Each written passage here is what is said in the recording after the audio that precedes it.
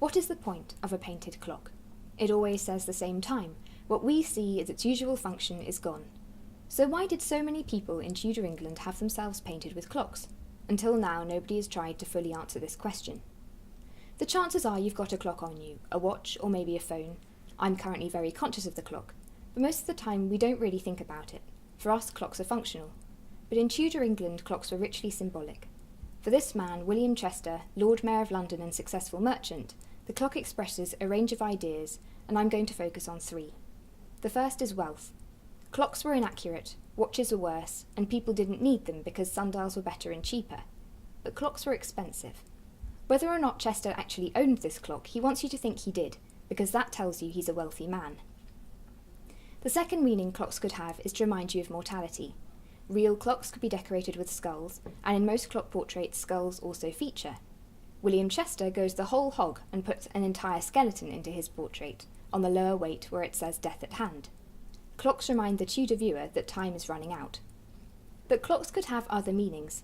Religious texts use clocks as metaphors to describe the universe. Everything from the human body to society itself was described in terms of one wheel moving another. Clockwork as a chain of causes fascinated Tudor writers. But they also liked the fact that the workings on the inside of the clock were shown on the outside by the moving hands.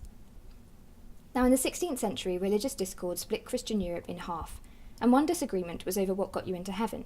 Was it a combination of doing good things and believing in God, as Catholics thought, or was it faith alone, as Protestants said? William Chester was a Protestant who believed only his faith in God would save him from hell. But for Protestants there's an added problem.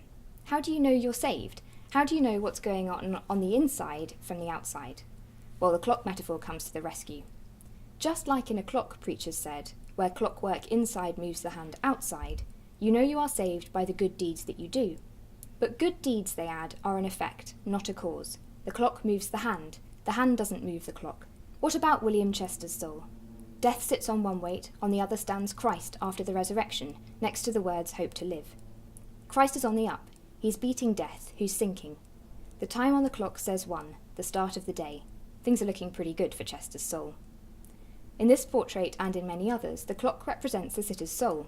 It's difficult to show beliefs visually, but here the clock is shorthand for I am a good person and I hope to go to heaven. Painted clocks can't tell you the real time, but they can tell you about the sitter's concerns. Wealth, mortality, resurrection. These are just 3 meanings clocks could have in Tudor England. There were also others, but today I don't have time.